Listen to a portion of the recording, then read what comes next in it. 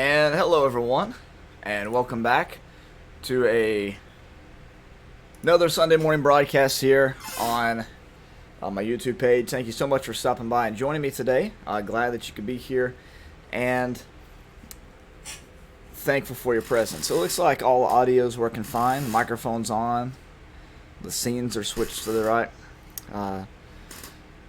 The scenes are switched to the right computer screen and all that, so it looks like we're good to go. If you have any Bible questions, please put those in the comments as we kind of wait for people to sort of filter in this morning. If you have any Bible questions at all, just put those in there, and we'll try to get to those as we can. This morning, we're going to be in Malachi chapter 2. So far in the book of Malachi, we have had a comment made against Israel. We've had a comment made against the priests in verses 6 through 14. And now we have a third comment here made against the priests in chapter 2. And then finally we're going to return back to Israel in verses 10 and following. And we'll get into chapter 3 later on this evening. Hey, good morning, Miss Anita. Thank you so much for being here with us today. Alright, so Malachi chapter 2 and verse 1. We read this. And now, this commandment is for you, O priests. If you do not listen, and if you do not take it to heart to give honor to my name, says Lord of hosts, then I will send the curse upon you, and I will curse your blessings, and indeed, I have cursed them already, because you are not taking it to heart. Notice already in the Old Testament the use of this already but not yet theme. In terms of eschatology, we know that from John chapter 5 with the hour that is coming and now is. Eschatology being a study of, ology means study of, and then the word eschatos, which is the Greek word from which we get the word eschatology, means last things. And so it's the study of the last things, or study of the last times. But anyways, when we think of it in terms of the New Testament, study of the last times, we think of passages like John 5, where the hour is coming and already is. And then we think of passages like Ephesians 1, where he says that all things have been put under Christ's feet, whereas in passages such as 1 Corinthians 15, he says all things have yet to be put under Christ's feet. So there are different passages that speak of things in past tense, and some things speak of them in present tense. And God has always done this. And here in Malachi 2, we see that he's going to send a curse upon them. But indeed, we find in verse 2 that he has already cursed them. And so the curse that is coming, you can see, is a sort of a fulfillment or the logical end of the curse that's already been given in verse 2. So he says, I will send a curse upon you, and I will curse your blessings, and indeed I have cursed them already. And the reason being in verse 2, he says, because you are not taking it to heart. And as we think back to the previous section, we know exactly what he's talking about, right? They were offering up the lame and the sick of the lambs to as a sacrifice to God, and this was not acceptable. They were not giving it their all. Hey, good morning, Miss Zelda. Thank you for stopping by today. Good to see you. So here in Malachi chapter 2 and verse 2, he says, I will send a curse upon you. Now, this is similar to Zechariah 14. In Zechariah chapter 14, if you recall, he had said that there is no longer any curse. Do you remember that in Zechariah chapter 14? This was also stated in Revelation 22. Revelation chapter 22 and verse 3, there will no longer be any curse. Comes from Zechariah chapter 14 and verse 11. People live in it, there will no longer be a curse. Well, here in Malachi, what he promises them is, if you continue in this way, then I will send a curse upon you. Hey, good morning, Elena. You're not too late. We're just kind of getting into the introductory remarks on Malachi chapter 2, verse 1 and 2. So he says, I will send a curse upon you. And as we mentioned in our study of Zechariah 14, as well as in our study of Revelation chapter 22, the curse that would come upon them comes from the Old the Old Covenant in the book of Deuteronomy. There's passages in the book of Leviticus and in the prophets elsewhere where it lists, if you do this, you'll be blessed in this way. You will have a lot of children. There will be a lot of blessings that will come upon you, financially speaking, spiritually speaking. I'm going to send the rain. I'm going to grow the crops. I'm going to keep you from harm from other nations. But then there's always that second list of things in the prophets and in Moses where it says, but if you do not do these things, your cities are going to be destroyed. Your walls are going to be torn down. You're going to be carried into exile. You're going to be, taken out of Jerusalem. The temple is going to be destroyed. There's all these different curses that are listed as well. In Deuteronomy chapter 28, verses 16 through 22, we read, cursed shall you be in the city. Cursed shall you be in the country. Cursed shall be your basket and your kneading bowl. Cursed shall be the offspring of your body and the produce of your ground, and the increase of your herd and the young of your flock. Cursed shall be you when you come in, and cursed shall be you when you go out. And so the Lord will send curses, confusion, and rebuke, and on and on and on, in everything that you do. And this is what Malachi is drawing from in Malachi chapter 2 and verse 2.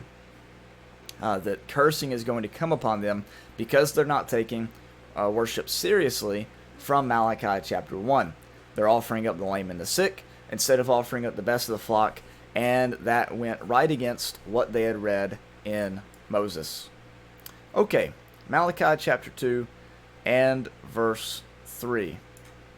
He says, behold, I'm going to rebuke your offspring, and I'll spread refuse on your faces, the refuse of your feasts, and you'll be taken away with it. So they're going to, basically, the lame and the sick that they've offered up, they're going to be punished for that. It's going to be thrown right back into their face, so to speak. They're going to be thrown out with it. When they throw out this bad food, these bad sacrifices, the priesthood's going to be thrown out as well. These bad priests are going to be thrown out as well, and replaced with a remnant of the priesthood that is faithful to the covenant. Now, in verse 4, he says this, then you will know that I have sent this commandment to you, that my covenant may continue with Levi, says the Lord of hosts. So again, this sharp rebuke in verses 1 to 3 is for the purpose of reforming them, to try to get them to do right, so that the covenant with Levi may continue, so that they can be restored to the type of priesthood that they need to be. They've just come back from Babylonian captivity. The temple has just been built. There is no reason at all to fall away from those commands so quickly as they did. But even when we look back in history, people comment on the fact that the church itself went so quickly away from the New Testament model. And people talk about the varying methods of baptism and the varying methods of the various ideas of eschatology, which is the study of last things, or soteriology, which is the study of salvation. Differing opinions arose very quickly on original sin and the organization of the church and the leadership of the church and all these different types of things. And so this shouldn't surprise us, because we've done it too, where one generation is faithful, the very next generation seems to lose that zeal. This happened in the Old Testament as well, in the book of Judges. After Joshua died, the people very quickly went into apostasy and were very quickly punished for what they had done. And so the falling away of the priests, just one generation after the construction of the new temple, doesn't surprise us. It makes us sad, but it's not shocking to us, because we've witnessed this very thing over and over and over again, even in our own lives.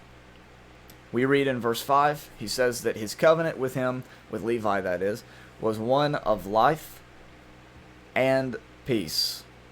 And I gave them to him as an object of reverence. So he revered me and stood in awe of my name.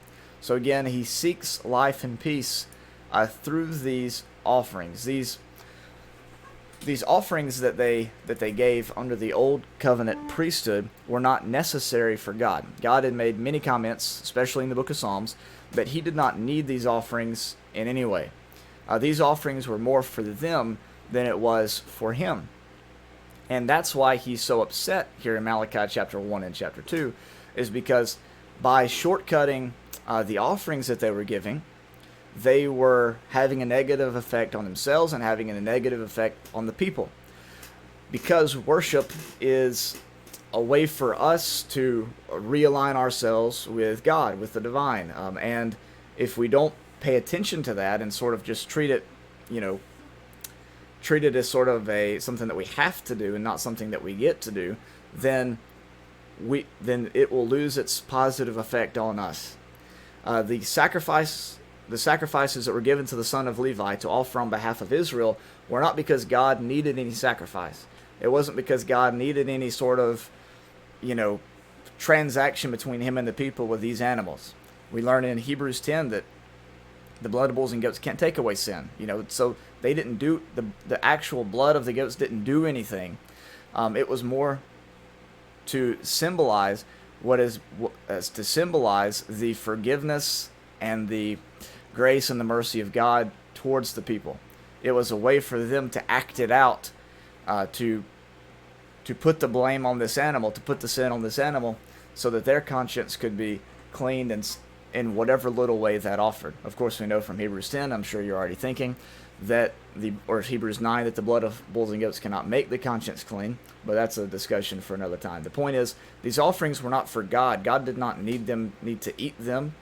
God did not need them to, it didn't make God less angry. These offerings weren't magical, as the other nations were, but they were a way for the people to act out their repentance. And in Malachi chapter 2, God is so upset with them for offering up these flimsy sacrifices because they're not getting the full effect out of it. It has nothing to do with him not getting the best of the best sacrifices, and like as if he needs that for some reason, but it's more about them not getting the most out of their own worship service, because they know that they're shortcutting it, and so they know that they are, the sacrifices aren't worth anything, basically. It's kind of like a coach in sports practice, any kind of sports, basketball, baseball, football, whatever. If he sees his kids not trying as hard as they possibly can, not giving it their all, he's going to be upset because he wants to win, right? But he's more sad that these kids are not unlocking their full potential and not using their full potential. And this, I think, is how God feels in Malachi chapter 1 and chapter 2. It's not about God, it's about the people, and the people aren't getting the full benefits from the worship that they're offering, which translates over to us today. If we're not putting our all into prayer, into worship, things like that, it's not as if God needs any of those things, but is that he knows the positive effect they can have on us. Even scientists show that periods of meditation or thoughtfulness like that are beneficial to one's health. And so to shortcut that is to not yes, we're shortcutting God, but we're also shortcutting the benefits that we get from it too. Look at Matthew chapter 6. In Matthew chapter 6 and verse 5, here's what Jesus says. When you pray, you are not to be like the hypocrites, for they love to stand and pray in the synagogues and on the street corners, so that they may be seen by men. Truly I say to you, they have their reward in full. So their reward is to be seen and to be praised by men. That's all that the priests in Malachi chapter 2 are getting out of it. As we learned in chapter 1, the smoke came up from the temple, but there was no substance to it. It wasn't going anywhere. It was just drifting off into the clouds. It was only being praised by the people to whatever extent and not being accepted by God. Now, in Matthew chapter 6 and verse 6, he says, "But you, when you pray, go into your inner room, close your door, and pray to your Father who is in secret. And your Father who sees what is done in secret will reward you. When you are praying, do not use meaningless repetition, as the Gentiles do, for they suppose that they'll be heard for their many words. So do not be like them." Notice this now. For your Father knows what you need before you ask Him. See, God doesn't need prayer to give us blessings. It's not like God is going up there, oh man, what does Miss Anita need now? Let's think. If only I knew, right? Man, if only I knew what Miss Zelda had in mind today. You know, what is it that she needs? I don't know because she's not praying to me. That's not how God is. God knows what you need before you even ask Him. So why ask Him? Because it's for you. It's a way for you to have a connection with God, to act out your relationship with God, to recalibrate yourself several times a day, and to, basically remind yourself that you have this relationship with the God who knows all of your needs, you see. Good morning, Commandment Keeper. Thanks for stopping by today. So, he knows what you need before you even ask Him. So why are you asking Him? It's for this here. Your Father who sees what is done in secret will reward you. Sincerity in prayer brings blessings. And it's not a shopping list. Praying is not a shopping list or writing a letter to Santa Claus to get what you want for Christmas. Prayer is a mature, intimate way to have a connection with God and to remind yourself of the mutual relationship that you share with Him. And this is what the priests failed in Malachi 1 and 2. They thought, well, God just wants offerings. Let's offer Him up offerings. But that's not what it was about. It was about having a true connection with God. Okay. Malachi chapter 2 and verse 6. We read, true instruction was in His mouth, and unrighteousness was not found on His lips. He walked with me in peace and uprightness, and He turned many back from iniquity. That's the true purpose of the priesthood, is to have true instruction on their mouth and righteousness, not unrighteousness, found on their lips, and walk with God in peace and uprightness, and being willing to turn back many from iniquity. Now, you can't turn back people from iniquity unless you have true instruction, unrighteousness not found on your lips, and being willing yourself to walk with God in peace and uprightness, right? Then he says in verse 7, for the lips of a priest should preserve knowledge, and men should seek instruction from his mouth, for he is the messenger of the Lord of hosts. So the lips of the priest should preserve knowledge, and this is going to lead men naturally to seek instruction from these individuals. And he says that he is the messenger of the Lord of hosts. Now, interestingly enough, I think I pointed this out to you already. The word messenger here, let me pull it up for you so you can see it. Oops, where's it at? There we go. Let me blow this up for you here so you can see better on your phone. Alright.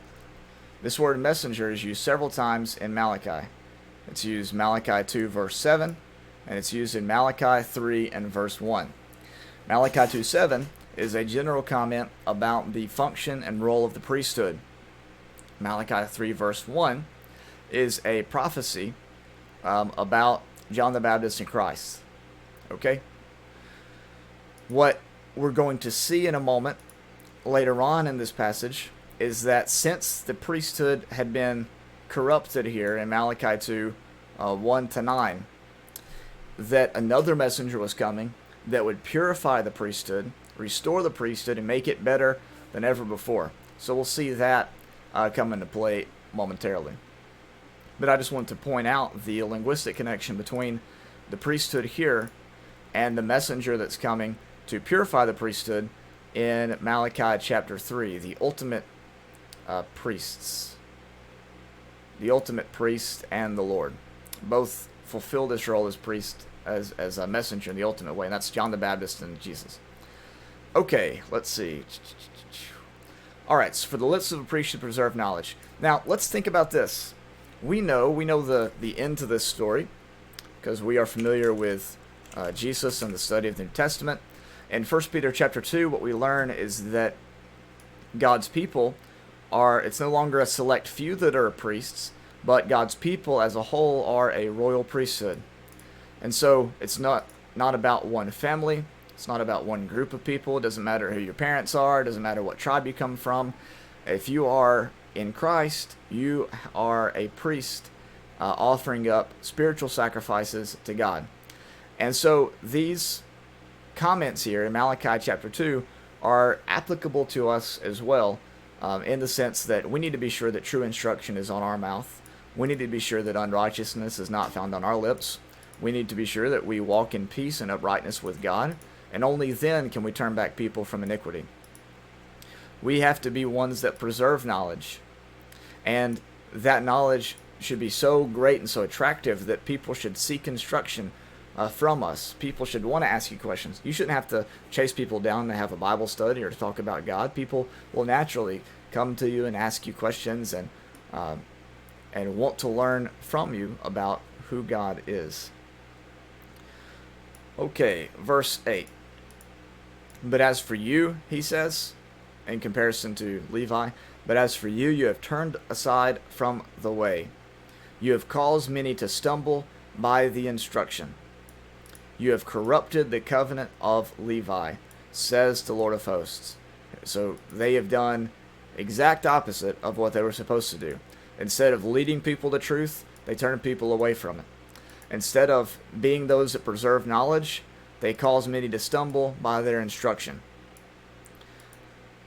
And instead of keeping the covenant that God had made with Levi pure, they've corrupted this covenant and made a mockery of it through their false sacrifices, which they offered up lambs, but it wasn't the pure lamb. It was the lame and the sick lamb. And because of that, they said that they had corrupted the covenant. It was like refuse. Caused people, as we saw in Malachi chapter 2 and verse 2, look at this word, vomit. It caused people to vomit. That's the way that it was looked at. If you look at that little word there that I have highlighted for you, or that I've pulled up with my mouse there, the alternative translation. Okay, so in verse 9 he says, so I also have made you despise and abase before all the people, just as you are not keeping my ways, but are showing partiality in the instruction. There we go. Okay, so that's Malachi chapter 2, verses 1 through 9, about the priesthood. Let's move into verse 10 and cover verses 10 through 17. This is a pretty quick section. We'll probably finish it relatively quickly. Okay, verses 10 through 17, there are two views on this passage. The one view is it's to be taken literally. The other view is that it is to be taken figuratively. And I'll show you what I mean by that here in a moment.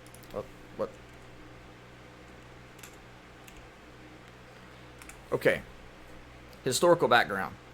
Ezra, who is a contemporary of prophets like Haggai, Zechariah, and Malachi, Ezra has a lot to say about the subject of mixed marriages. Look at this chapter, Ezra 9, verse 1. When these things have been completed, the princes approached me, saying, the people of Israel and the priests and the Levites have not separated themselves from the people of the lands. So Jewish people had married Gentiles. Now, the reason why that was such a big deal is because they were supposed to keep the bloodline pure to bring about the Christ. That was part of their covenant that they made with God. Their national identity was religious. In our day, of course, there is no Jew or Greek, bond or free, male or female, right? We don't have the same bloodline requirements, and so there's nothing wrong, inherently wrong, with a Christian marrying a non-Christian, with a believer marrying someone who is not a believer. You see examples of that given in passages like 1 Corinthians chapter 7, right? But here, they were to remain pure. They were not to marry into these Gentile nations. One of the main reasons for that was to keep the genealogy pure, so they could trace it all the way back to Abraham and keep it in the same nation. But another reason for that is because of how easy it was for people to bring in false gods into Israel through marriage. So they need to separate themselves from the people of the land according to their abominations, those of Canaanites, Hittites, and on and on. Okay, they've taken some daughters as wives for themselves and for their sons, so that the holy race has, see it again, has intermingled with the people of the lands. Indeed, the hands of the princes and the rulers have been foremost, he says, in this unfaithfulness. Notice particularly in, hey, good morning, Thomas. Notice particularly in Ezra chapter 9 and verse 1 that he says the people of Israel, but then he says this, and the priests and the Levites. So he's covering both classes of the tribe of Levi, those who were actual priests and those whose jobs were to tend to the tabernacle, to its cleansing and things like that. Okay, so they've intermingled with the nations, and God is upset with that, and so he sends Ezra to talk to them about that and to give them some encouragement and instruction in that regard. Now that's one way that we could read Malachi chapter 2. We could read it as literal marriage between the children of Israel and between the people of the land. Now there's another way that we can do this as well, though. In the book of Hosea chapter 2, we read in verse 2, for example, "Contend with your mother, contend, for she is not my wife, and I am not her husband. Let her put away her harlotry from her face, her adultery from between her breasts, or I'll strip her naked and expose her as on the day when she was born. I'll also make her a wilderness, make her like a desert land, and I'll slay her with thirst," and on and on. So you have adultery is the adultery, or rather the false marriages that are taking place in Malachi chapter 2 can either be looked at as actual sin committed by people of Israel by marrying wives. We already see in Ezra 9 that was a situation that had arisen during this time. The other option is that it's not necessarily marriage relationships that he's commenting on, but he's commenting figuratively on the relationship between God and Israel as a whole, and their willingness to very quickly go after false gods or false idols, or simply focusing on other things other than him. So this passage could be taken literally, it could be taken figuratively. A lot of people look at it as both, that Malachi was using the treacherous relationships that were taking place during this post-exilic time as a model for how God felt about them turning their back on his covenants. So, there's a couple of different ways you can look at this. So let's just begin. Malachi 2 verse 10. He says, "Do we not all have one Father?" And notice what he means by that. "Has God not created us? Why do we deal treacherously, each against his brother, so as to profane the covenant of our fathers?" Now this is really interesting. Paul uses a similar argument in Acts chapter 17 in dealing with these individuals here in Athens. Paul says this in Acts chapter 17 and verse 24. "The God who made the world and all things in it, since he is Lord of heaven and earth, does not dwell in temples made with hands, nor is he served by human hands as though he needed anything, since he himself gave to all people life and breath and all things. And he made from one man every nation of mankind to live on all the face of the earth, having determined their appointed times and boundaries of their habitation, that they would seek God, if perhaps they might grope for him and find him, though he's not far from each one of us. For in him we move and live and exist, as even some of your own poets have said, for we are also his children. Being then the children of God." Now notice what he says here in verse 29. Being then the children of God. Who's he calling the children of God in Acts 17? He's every nation, as you see in the passage before. Not just the children of Israel, but he's saying that every nation are the children of God because all people were made by God. It's his creation. In Malachi chapter 2, he's making a similar argument, but he's making it on a national scale, specifically with the covenant of our fathers, those that are under the covenant of our fathers. He says, do we not all have one Father? Has not one God created us? I think that the one Father there is Father Abraham in this particular case, not as Paul uses it in Acts 17. has not one God created us? That's created us as in the nation of Israel. God made us a peculiar people, a holy family, under Father Abraham. Why do we deal treacherously, each against his brother, so as to profane the covenant of our fathers? See, Paul is making a more inclusive argument. He goes further back than Abraham in Acts chapter 17. He goes back to Adam, the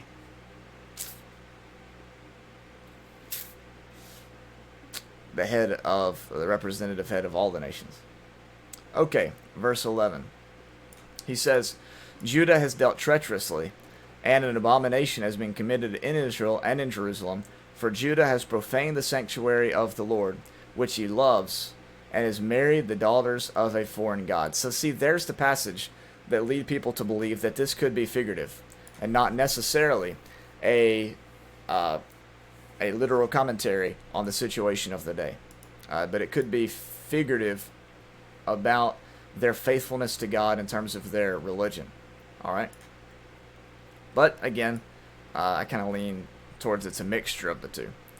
He says, As for the man who does this, may the Lord cut off from the tents of Jacob everyone who awakes and answers or presents an offering to the Lord of hosts. This is another thing you do. You cover the altar of the Lord with tears, with weeping and with groaning, because he no longer regards the offerings or accepts it with favor from your hand. But why was he no longer accepting it? Because the offering that they offered up was insufficient. It had nothing to do with God being unwilling to accept the offering. It was them not treating the offerings with reverence that it deserved. In verse 14, they say exactly that. They say, for what reason? Right? Why is it that God's not accepting the offering? What's happening? And then he says, because the Lord has been a witness between you and the wife of your youth, against whom you have dealt treacherously, though she is your companion and your wife by covenant. Again, this could be taken either way. When you think back to the book of Revelation, that's what Jesus told the church at Ephesus. He says, I have this against you, that you have left your first love. You've left the wife of your youth. What does he mean by this? Not that they had necessarily divorced their wives to marry Gentiles, but that they had committed spiritual adultery by not giving it their all in their service to God. And this is what's happening, I think, in Malachi chapter 2. Again, I think he's using the situation of the day to comment on their spiritual state. Verse 15. But not one has done so who has a remnant of the Spirit. Again, I think it's more faithfulness than it is actual adultery. He's using that to comment on it. And what did that one do while he was seeking a godly offspring? Take heed then to your spirit, and let no one deal treacherously against the wife of your youth. A repetition there of the previous verse. Then he says this in verse 16. For I hate divorce. Now, here, what we read, this is a popular passage that's used. It says, I hate sending away, is the way that this passage could be read. There's a difference between divorce and sending away.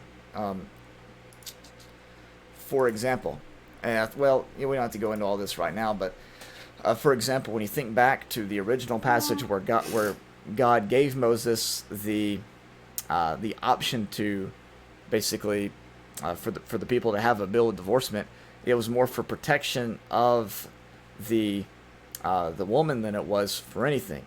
It was so that she could have the option to remarry, because if they just sent her away, then she's just out of luck, right? She has no way to prove that there's any sort of divorce that's been taking place, no sort of clean cut. And while polygamy, you see, is obviously popular, especially in the Old Testament, you never see, really, and especially with the Hebrew people, a woman who was polygamous, right, who had multiple husbands.